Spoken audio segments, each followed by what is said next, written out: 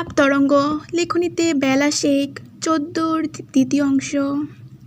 Hello Sayan. ভরাট গলায় কাশির শব্দে অরুণিতার মেরুদণ্ড বরাবর শীতল ঢেউ খেলে গেল। অদ্ভুত অনুভূতি মাথাচাড়া দিয়ে গেল। এ তো সায়নের আওয়াজ না, কে এই মানব? অরুণিতা ভাবনা ঠেলে কণ্ঠের গভীর ভাব এনে বলল, Sayan, is that you or somebody else? ও ইংলিশের বংশধর, বাংলা বলতে মুখে ব্যথা লাগে তোর? অরুণিতার কয়েক সেকেন্ড সময় লাগলো বুঝতে এই গেয়ে অভদ্র চরম মাত্রার বিরক্তকর মানব কে হতে পারে। অরুণিতা দাঁতে দাঁত চেপে বলল, you know what? Yes, I know what. WHAT এর মানে হলো কি? মানে বলছিলাম হোয়াট শব্দের অর্থ কি? আর ভাববি না হোয়াট শব্দের অর্থ কি সেটা জিজ্ঞেস করছি। তুই কি বুঝেছিস আমার কথা, নাকি আরেকবার বলবো? ওপাশে নীরবতা টের পেয়ে সোহরাব শেখ গর্ববোধ করল। পিচ্চি একটা মেয়ে কথায় কথায় ইংলিশ ছাড়ে, এটা সহ্য করা যায়? মেয়েটার ইংলিশ তাকে যেন তাচ্ছিল্য করে, চিল্লিয়ে বলে, তুই মাধ্যমিকে ইংরেজিতে 00 পেয়েছিলি। কী রে, চুপ মেরে গেলি কেন? অরুণিতা চোখ উল্টিয়ে বিরক্ত প্রকাশ করে। লোকটার মাঝে বিন্দুমাত্র ভদ্রতাবোধ নেই। সে দাঁত কটমট করে বলল, আপনার মতো অভদ্র অসভ্য ঠোঁট কাটা ইতর মানুষ আমি দুটো দেখিনি, কিন্তু আমি আরেকটা দেখেছি। সোহরাব চট করে উত্তর দিয়ে দিল। মনটা তার বেশ ফুরফুর করছে। আচ্ছা, কে সে? অরুণিতা অনাগ্রহ ভরা কণ্ঠে প্রশ্ন করল। কিন্তু সোহরাব তো সোহরাবই। সে ব্যঙ্গাত্মক সুরে বলল, তুই। অরুণিতা খুব সহজে রাগে না। সে বাবার মতোই ঠান্ডা মাথার মানুষ, কিন্তু এই মুহূর্তে মাথা ঠান্ডা রাখতে পারল না। সে অত্যন্ত ঝাঁঝালো স্বরে বলল, you are a pain in the neck. পরবর্তী জবাব সোহরাবের ঠোঁটের আগায় এসেছিল, হাও করেছিল, কিন্তু ওই মেয়ের ইংরেজি তাকে আটকে দিল। একে তো ইংরেজি তার কম বোধগম্য হয়, তার উপর ফিরিঙ্গিদের মতো ফরফর করে বলে। সোহরাব শেখ হালকা করে কেশি নিয়ে বলল, তোর ঘাড়ে ব্যথা তো আমি কি করব? ওষুধ খা। এক কাজ করতে পারিস, পাগলা মলম লাগিয়ে মালিশ কর। ব্যথা মিনিটের মধ্যেই ছুমন্তর। আমার গর্দান পিঠ কোমরে ব্যথা করলে খলিল্লারে দিয়া মালিশ করাই। তুই বলিস তো খলিল্লারে পাঠাই। অরুণিতা যেন রণমূর্তি, ধারালো বর্ষা হাতে ফুসফুস করছে, যে কোনো সময় সোহরাব শেখের বুক এফোর ওফর করে দিবে। এই লোক নিজেকে ওভার স্মার্ট ভাবে, তাকে নিয়ে মজা করছে, তাকে পচাচ্ছে, কত বড় সাহস! You are a bullshit. Who the hell do you think you are? রাগে অরুণিতার কথা জড়িয়ে আসে। সোহরাব মাথা চুলকালো, তার 24 পাটি দাঁত দেখিয়ে হাসলো, দুষ্ট স্বরে বলল, আংরেজিতে কইসস মানে ঠিকই কইসস। এই লোক নিজেকে কি ভাবে, তাকে পচাচ্ছে, হাসির খোরাক বানাচ্ছে। রাগে ক্ষোভে অরুণিতার হাতের ফোন ফিক্কা মারতে উদ্যত হয়। যখন মনে উদয় হয় হাতের আইফোনটা তার মাম্মামের, তখন নিজেকে গুটিয়ে নিল। তবে ওপাশের ব্যক্তির উপর রাগ বিন্দুমাত্র কমল না। সোহরাব দাঁত দিয়ে আঙুলের নখ খুঁড়তে খুঁড়তে বলল, কি হলো, কথা বলছিস না যে? আপনার সমস্যা কি? এবার আর ইংরেজি বলল না, যথেষ্ট শিক্ষা হয়েছে তার। সোহরাব মেঝে থেকে পা তুলে বেতের চেয়ারে বাবু হয়ে বসল। চোয়াল চুলকে বলল, কোষ্ঠকাঠিন্য। হোয়াট? অরুণিতা চাপা স্বরে চেঁচায়। সোহরাব কণ্ঠে দোকি দোকি ভাব মিশিয়ে বলল, দুলাভাই বিচি কলা এনেছিল, সেটা খেয়েই পেট টাইট হয়ে গেছে। আমি সোহরাব শেখ মানুষটা জুতের না, আমার পেট টাইট করেছে। আমি তার ভুঁড়ি ঢিলে করে দিয়েছি। সে ঘণ্টাখানিক ধরে ওয়াশরুম দখল করে বসে আছে। এসব আমাকে কেন বলছেন? তুই তো জানতে চাইলি। অরুণিতার মাথার চক্কর দিল। এ লোকের মাথায় নিশ্চয়ই সমস্যা আছে। ভাবনা থেকে পালিয়ে আসা মানসিক রোগীও হতে পারে। সে চোখ উল্টিয়ে বলল, you are the most disgusting people I ever met. Same. Sohrab Sheikh কান চুলকে বলল, গো টু হেল। আবারও সেম। অরুণিতার অতিরিক্ত রাগে কান্না আসে। কান্নার স্বরে বলে, I will kill you. I will kill you too সোনা। সৌরভ টেনে টেনে বলে। অর্ণিতা মাথা হ্যাং হয়ে আসে।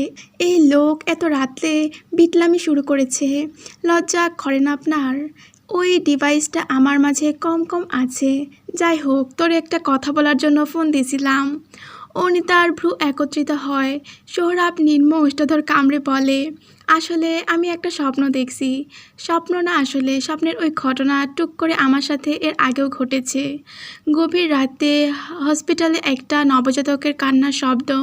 পরদিন নবজাতককে কোলে নিয়েছিলাম। নাদুস নুদুস মিষ্টি একটা বাচ্চা মেয়ে, কিন্তু না একটা বোচা। অজান্তেই অর্ণিতার হাত নাক ছুঁয়ে দেখে। ফোনের ওপাশে সোহরাব শেখের গা জ্বালানো হাসি ভেসে আসে। অরুণিতা ধ্যানে সোহরাব শেখের বুক বর্ষা দিয়ে ঝালাফালা করে দিয়েছে।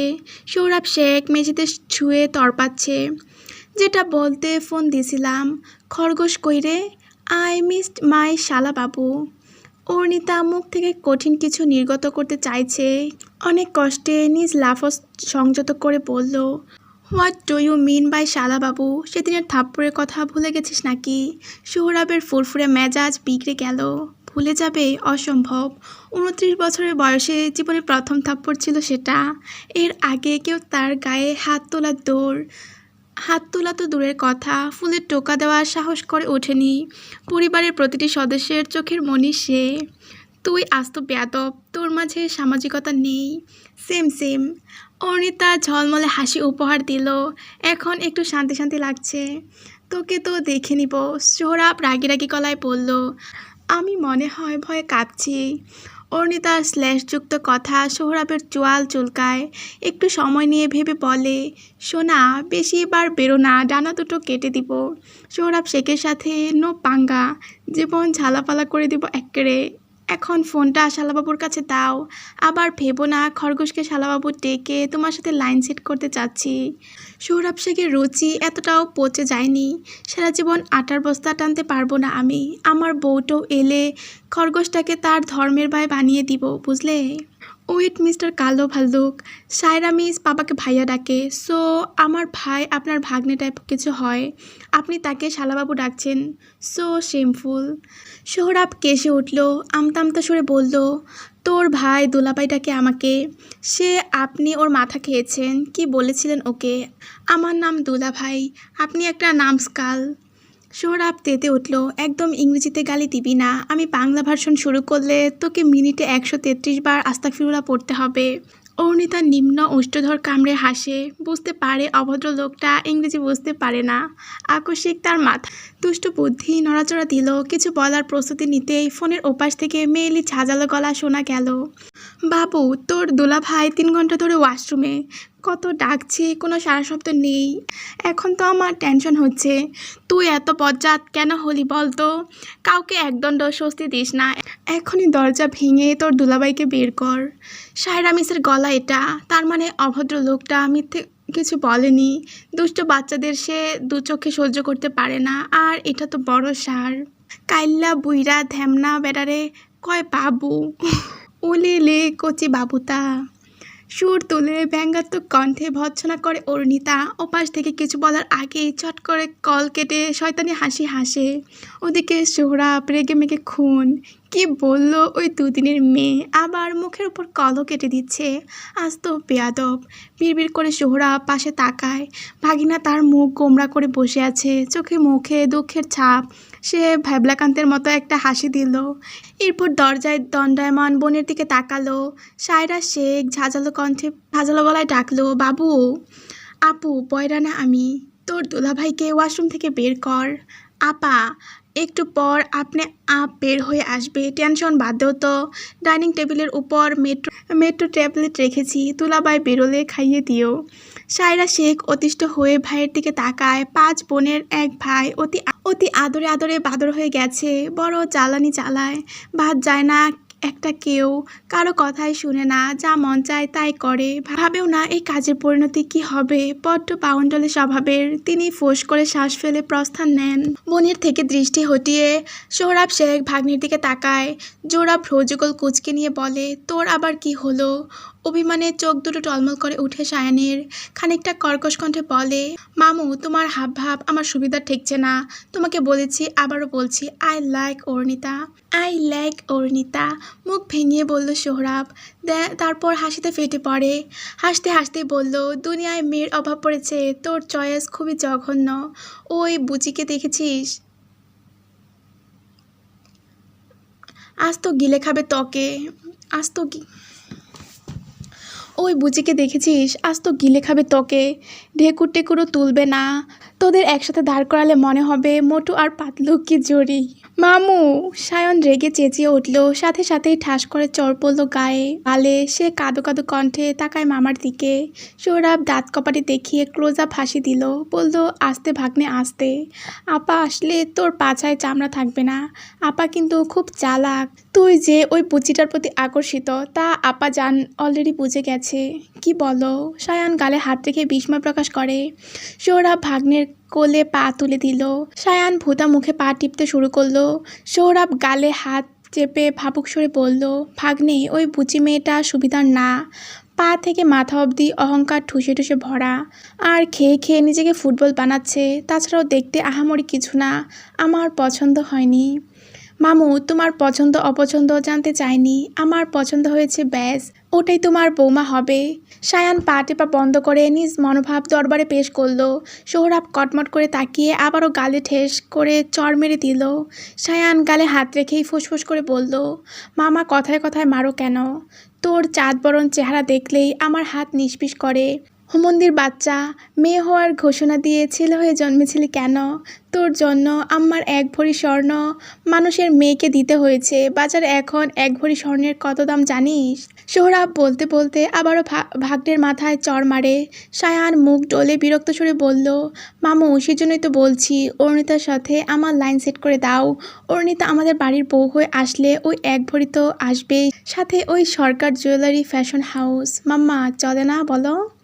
সোহরাব চোখ বড় বড় করে ভাগ্নের দিকে তাকায়। মনে মনে তখনই ভাগ্নের বুদ্ধির প্রশংসা করে। তারপর কুটিল হেসে বলে, ভাগ্নে রে, তোর বুদ্ধির তারিফ করতে হয়। 1 ভরি স্বর্ণ ফিরিয়ে আনার জন্য হলেও ওই অহংকারী মেয়েকে শেখ বাড়ির বউ বানাতেই হবে। শেখ না, মণ্ডল বাড়ির বউ, সায়ন শুধরে বলল।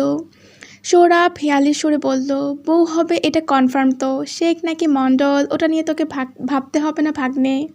সায়ান খুশিতে গদগদ হয়ে মামার পা টিপে, মামু যখন বলেছে তাহলে অর্ণিতা সরকার তাদের বাড়ির বউ হবেই হবে। সে উৎফুল্ল হয়ে বলল, মামু, তাহলে আম্মুকে বলে অর্ণিতার ফ্যামিলিকে রাজি করাও না। সোহরাব রেগেমেগে আগুন। ভাগ্নের পিঠে এলোপাতারি হাত চালিয়ে বলল, বগলে পাল গজায়নি আর উনি এসেছেন বিয়ে করতে। মামু, বিয়ের কথা থোড়াই বলতে বলছি। অর্ণিতা যেন ময়না বাবুর বিয়েতে যেতে পারে, সেই জন্যই আম্মুকে বলে সরকার ফ্যামিলিকে রাজি করানোর কথা বলছি। সৌরভ শান্ত হলো, একগাল হেসে বলল, ওহ তাই বল, রাজি করাবে? আম্মাকে তো জানিস ভাগ্নে, নানুকে আমি মানিয়ে নিব। শুধুমাত্র অরুকে নানু বাড়িতে নেওয়ার জন্য আমি আমার সমস্ত ফ্রেন্ড সার্কেলকে ময়নাবাবুর বিয়েতে ইনভাইট করেছি। এখন অরুই যদি না যায় তাহলে আমি কচু গাছের সঙ্গে ফাঁস দিব। সোহরাব শেখ ভাগ্নের কাঁধ চাপড়ে দিল। ঠোঁটের উপর সদ্য উকি দেয়া গোফের দিকে তাকিয়ে ফোঁস করে শ্বাস ফেলে। বয়স কত ওর? 13 পেরিয়ে 14তে পা দিবে। এই বয়সে সে আব্বার পেছনে 5 টাকার জন্য ক্যান ক্যান করতো, আর এরা গার্লফ্রেন্ড বানাতে উদগ্রীব। অরুণিতার অধর কোণে এক চিলতে হাসি এখনো বিরাজমান। ফুল ও গালের দুপাশেই টোল পড়ছে। কাজ সমান চুলগুলো এলোমেলো করে অরুণিতা আনন্দ প্রকাশ করে। তবে পিছু ফিরতেই ঘন পল্লবে আবিষ্ট ছোট ছোট চোখ দুটো বৃত্তাকার হয়ে আসে। খুব দ্রুত নিজেকে স্বাভাবিক পর্যায়ে ফিরিয়ে এনে বলল, What are you looking like that? Did you guys see a ghost or something? Is it standing behind me? Yes, it's standing behind you. রূপক সরকার ফিসফিসিয়ে জবাব দিল। অর্ণিতা তাকে অনুকরণ করে ফিসফিস করে বলল, Should I turn around? Is the ghost really scary? Yes, but not more than you. রূপক সরকার পূর্বের মতোই বলল। অর্ণিতা ঠোঁট চোখা করে বিরক্তকর শ্বাস ফেলল। রূপক হেসে বলল, কে ছিল, বয়ফ্রেন্ড নাকি? অর্ণিতার মুখটা গম্ভীর বানালো। বড় বোন আনিকা আর নয়নের দিকে একপল তাকিয়ে জবাবে বলল, bro, don't talk rubbish, he is my classmate. Classmate, I see. Friend হলে না হয় এত রাতে কল দেওয়ার মানে বুঝতাম, ক্লাসমেট এত রাতে ফোন দিল, ব্যাপারটা কিন্তু ফিশিং ফিশিং। আনিকা ভ্রু নাচিয়ে দুষ্টু হাসে, এগিয়ে এসে বাহু ধরে বলে, আরে ভয় পাচ্ছিস কেন, বল না অরু, আমরা কাউকে বলবো না। আর না বললে আমাকে বলে দিব, তোমার মেয়ে রাতে চুপি চুপি বয়ফ্রেন্ডের সাথে কথা বলে, তখন আমা তোকে ঝাঁটাপেটা করবে। রূপকের কথায় অরুণিতার কপালে একরাশ বিরক্ত ফুটে ওঠে। বয়ফ্রেন্ড নামক ফালতু জিনিস অরুণিতা সরকারের জীবনে ছিল না, না থাকবে। কথাটা মাথায় গেঁথে রাখো সবাই। সায়রা মিসের ছেলে সায়ন ছিল। ব্রো, তুমি চিনো না ওকে? রূপক মাথা নাড়ল। আনিকা হতাশ বদনে বোনের কাঁধ জড়িয়ে সান্ত্বনা দিল। অরু, তোকে আগাগোড়াই চিনি আমরা, পুরাই রসখসহীন। তোর দ্বারা প্রেম প্রীতি হবে না আমরা শিওর, একটু মজা করছিলাম আর কি। আচ্ছা চল মুভিটা শেষ করি। চল চল, আমার বাপে চলে আসলে একগাদা লেকচার শোনাবে। রূপক হৈ হৈ করে ঘরে গিয়ে ল্যাপটপের সামনে বসে মুভি চালু করে। আনিকা অর্ণিতা এসে পাশে বসে, পপকর্নের বাটি কোলে বসিয়ে হা করে সিনেমা উপভোগ করে। নয়ন এখনও ব্যালকনির দরজায় দাঁড়িয়ে, ক্লান্তি ভরা চোখ দুটো অর্ণিতার মুখপানে আটকে। সিনেমার নীলচে আলোয় ফর্সা মুখটা জ্বলজ্বল করছে, কপালে ঈষৎ ভাঁজ, ভোঁতা নাকের পাটা ফুলছে আর চুপসে যাচ্ছে।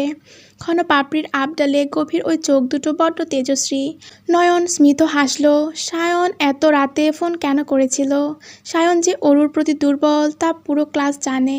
কানাঘুষা শোনা যায় একটু একটু, কিন্তু অরুর দিক থেকে পজিটিভ সাইন পাওয়া যায়নি। কিন্তু আজ হঠাৎ মনে সন্দেহ জাগলো, অরু ও সায়নের প্রতি টান রাখে হয়তো। বুক চিরে হাহাকার বেরিয়ে আসে নয়নের। নয়ন ভাইয়া, ওখানে দাঁড়িয়ে আছো কেন?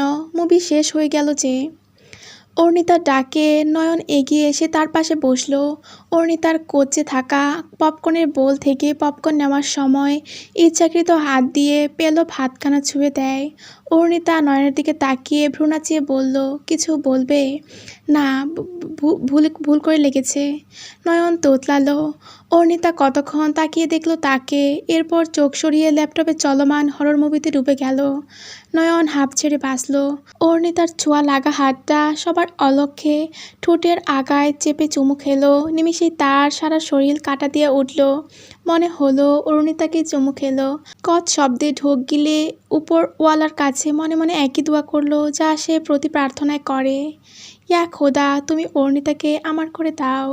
মাথার লম্বা বেনুনিতে নয়নতারা ফুল একটা একটা করে গেঁথে দেয় আনিকা। টকটকে অধরের নৃত্যে ধ্বনিত গুনগুন সুর পুরো ঘরময় ঘুরে বেড়ায়। তখনই ধরাম করে দরজা খুলে ভেতরে ঢুকে রুবি মেয়ের দিকে এগিয়ে এসে বলল, কোথায় যাওয়া হচ্ছে শুনি? কোথায় আবার? মিরপুর যাচ্ছি। আজ মিরপুর স্টেডিয়ামে তোমাদের আদরের ভাতিজা খেলবে তো। আনিকা বলেই মিষ্টি করে হাসলো, ঘুরে ফিরে নিজেকে প্রদর্শন করে বলল, আম্মু দেখে বলো তো আমাকে কেমন দেখাচ্ছে? সুন্দর না লাগলেও সুন্দর বলবে কিন্তু। আনিকা নিজের ভালো তো পাগলেও বুঝে, তুমি কেন বুঝতে চাইছো না? তোমার জীবনটা আমি ফুলে ফুলে সাজাতে চাইছি, কিন্তু তোমার ঝোঁক কাটার প্রতি। ওই ছেলের কি কোনো ভবিষ্যৎ আছে? খেলে ধুলে কত কামাবে ও? চাচ্চুর কি কম আছে? মেয়ের জবাবে নাকুশ হলো রুবি। তপ্ত শ্বাস ফেলে বলল, সেটা ওর বাপের, ওর না আনিকা। নিজ যোগ্যতায় কতটুকু করেছে? সবে 20 বছর, যোগ্যতা আছে কি না তা প্রমাণের সময়টুকু অন্তত দিতেই পারো। খেলাধুলায় সেরকম ডাকনাম নেই, ন্যাশনাল টিমে আদৌ কি টিকবে? আমার অন্তর থেকে মনে হয় না। ওর যে অভিজ্ঞ ট্যালেন্টেড ক্রিকেটার হা করে চেয়ে আছে। পড়াশোনাতেও ভালো না, কি করে খাবে? বাপের টাকায় ফুটানো দেখানো ছাড়া পথ আছে কি? আনিকা কপালে বিরক্ত রেখা ফুটে ওঠে। সে পার্সে প্রয়োজনীয় জিনিসপত্র রাখতে রাখতে বলল, আম্মু প্লিজ মুড নষ্ট করো না। তোমার রোজকার ঘ্যান ঘ্যান আমার বিরক্ত লাগে। আমরা তো এখনও বিয়ে করছি না, তাই না? ভোর আগে সেটেল হোক, তারপর পড়াশোনা শেষ করুক, আমিও পড়াশোনা শেষ করি। রবি শক্ত চোখে মেয়েকে শাসায়। আনিকা তা উপেক্ষা করে পার্স আর ফোনটা হাতে নিয়ে বেরিয়ে যায় ঘর থেকে। নিচতলায় আসতেই অর্ণিতা রূপক নয়নকে চোখে পড়ে। সবাই রেডি হয়ে তারই অপেক্ষায় প্রহর গুনছে। সে মুচকি এসে বলল, টুটুল আসার কথা আসেনি? এসেছে তো, সাথে ওর আরেক ফ্রেন্ডও এসেছে, বাইরে পুকুর পাড়ে দাঁড়িয়ে আছে। রূপক ফোনে গেম খেলতে খেলতে জবাব দিল। তার কথায় আনিকা ভাবুক সুরে বলল, আরেক ফ্রেন্ড? নাম কি? পত্রলেখা পাঠান, অদ্ভুত নাম। যাই হোক, ফ্রেন্ড নাকি গার্লফ্রেন্ড? ফ্রেন্ডই তো বললো, গার্লফ্রেন্ডও হতে পারে। সিনিয়র আপুটা বেশ সুন্দরী। আমি আবারও ক্রাশ খেয়েছি আপু। আনিকা চাহনি সূক্ষ্ম হলো। টুটুলের ফ্রেন্ড মানে ভোরেরও ফ্রেন্ড হবে। ভোরের সব ফ্রেন্ডদের সে চিনে, তার মধ্যে পত্রলেখা পাঠানের নাম তো কখনো শোনেনি। কে এই সুন্দরী পত্রলেখা পাঠান?